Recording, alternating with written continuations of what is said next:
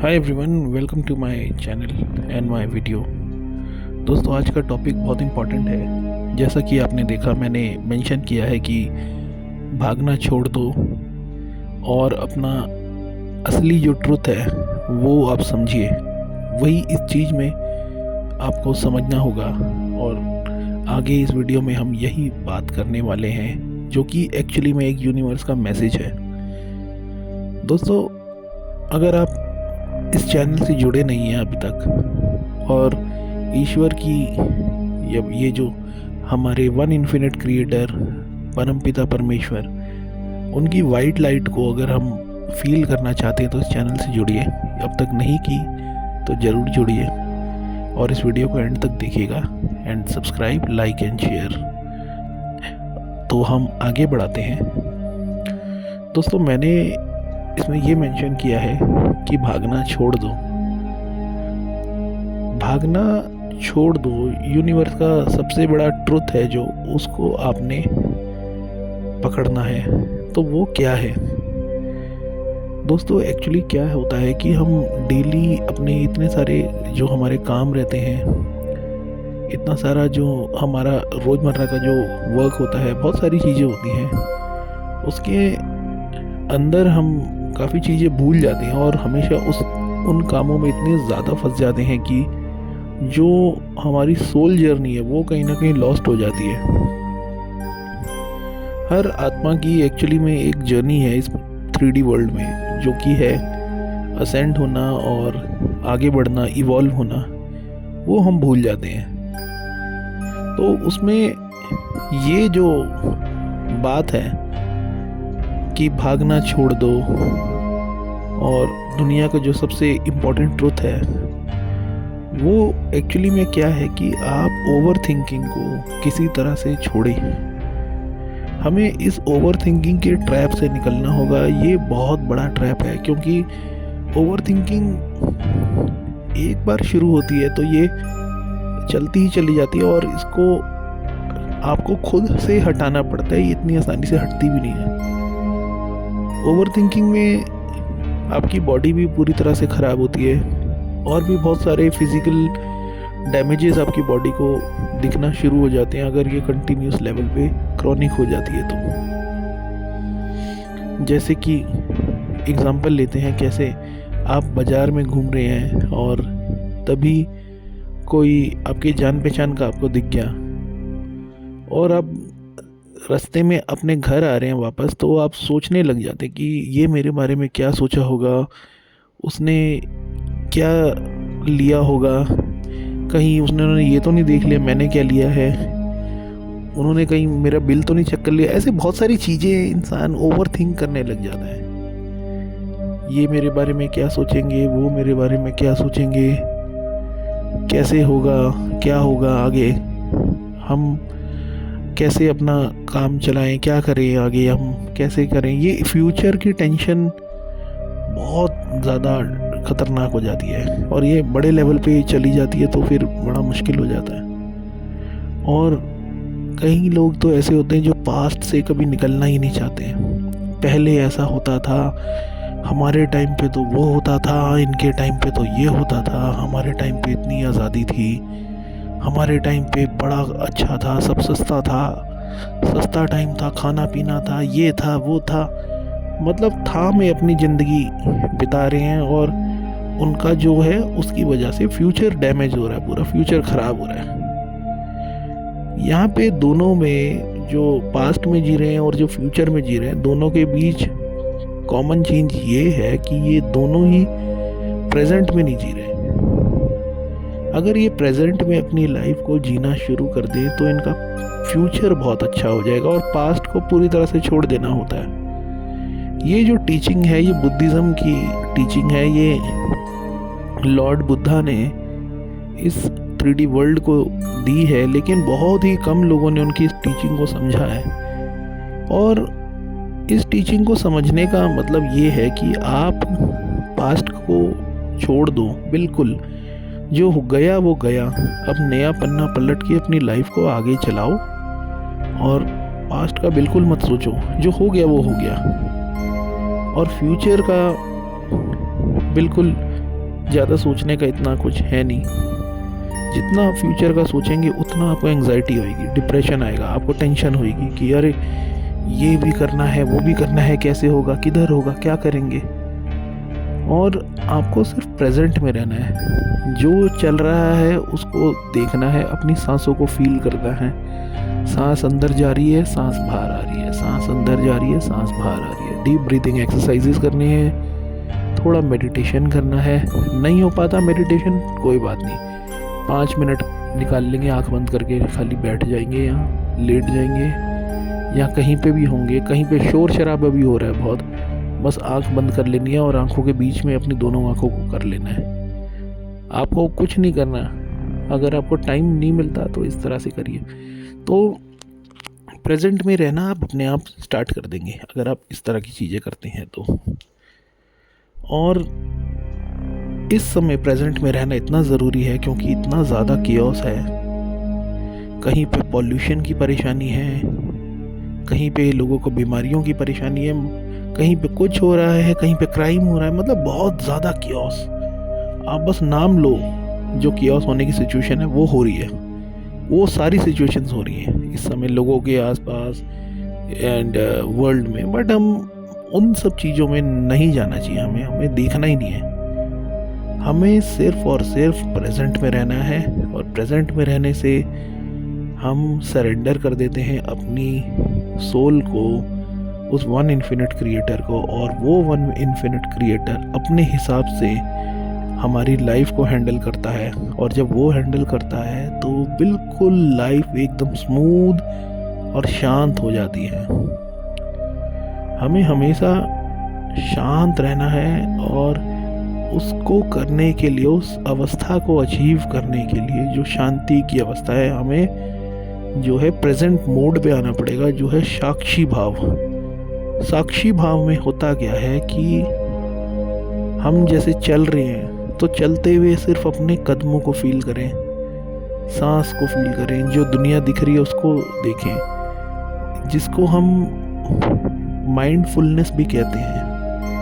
ये जो माइंडफुलनेस आजकल काफ़ी सारे लोगों को इसकी नीड है, वही बुद्धिज़्म की टीचिंग है, और ये बुद्धा ने दी थी लोगों को। नहीं तो आजकल की लाइफ में भाग दौड़ इतनी ज़्यादा है, एक रैट रेस है, एक ज़रूरत और मजबूरी वाली सिचुएशन लोगों के पास आ रखी है। और वो क्यों है? क्योंकि फ्यूचर का सोच रहे हैं, और जो पास्ट का सोच रहे हैं वो बिल्कुल अपनी लाइफ को अलग ही मोड पे ले जा चुके हैं, जहाँ से अब वो निकल ही नहीं पा रहे हैं। उनको अलग डिप्रेशन और बहुत सारे फिजिकल प्रॉब्लम्स होने लग शुरू हो जाते हैं। जबकि जो प्रेजेंट में जी रहे हैं वो अपनी लाइफ को सरेंडर कर चुके हैं, अपनी आत्मा को सरेंडर कर चुके हैं वन इन्फिनिट क्रिएटर को, और उनकी लाइफ एकदम आसान है। जो वो मैनिफेस्ट करते हैं वो उनको मिल जाता है, और जैसी वो लाइफ चाहते हैं वही उनकी लाइफ में होता है। और वो अपनी लाइफ में बिल्कुल भी टेंशन वेंशन और ये जो केओस, नेगेटिव, जेलसी वगैरह, ये सब चीज़ें बिल्कुल भी सोचते ही नहीं है। नहीं तो वो केज्ड हो जाएंगे अपने ही दिमाग में, और दिमाग को अपने काबू कर लिया तब आपकी लाइफ बिल्कुल स्मूथ हो जाएगी। अब वो करें कैसे? उसके लिए आपको आना पड़ेगा सरेंडर मोड पे। आपको आपको प्रेजेंट मोड पे देखना है। जो फ्यूचर है उसका बिल्कुल भी मत सोचो, आप बिल्कुल मत सोचो आप फ्यूचर का। आज ही है, कोई फ्यूचर नहीं है, कोई पास्ट नहीं है, जो है आज है। तो उसी आज में हमारे को जीना है और अपनी लाइफ को माइंडफुलनेस से बिताना है। और प्रेजेंट मोड में रहने के लिए हमें मेडिटेशन में आना है और प्रार्थना करनी है, प्रेयर करनी है, ग्रेटिट्यूड करना है, जिसे हम कृतज्ञता भी कहते हैं। ये सब बुद्धिज़्म की टीचिंग है। डेली ग्रेटिट्यूड प्रैक्टिस से आप प्रेजेंट मोड में आना शुरू हो जाते हैं, क्योंकि आपने थैंक यू जब परम ब्रह्म को बोल दिया, जो वन इन्फिनिट क्रिएटर है, वो आपके लिए फिर जो भी आपकी लाइफ में ज़रूरी है वो आपको देना शुरू कर देता है। और बाकी आप जो चाहते हैं वो आपको एज अ गिफ्ट ज़रूर रिटर्न करता है। ज़िंदगी में हमेशा जो है प्रेजेंट में ही जीना चाहिए। जहाँ हम फ्यूचर में अटके वहीं हम भटके। तो ये एक डायलॉग हो गया, आप इसको समझने की कोशिश करिएगा और अपने जो भी फ्रेंड्स हैं, जो भी आपके जान पहचान के लोग हैं, ये वीडियो उनको आप ज़रूर पहुंचाइएगा। आप यहाँ तक टिक गए हैं अगर वीडियो देखते देखते आप, तब तो आपके अंदर जो है परम ब्रह्म ने अपनी जगह बना ली है।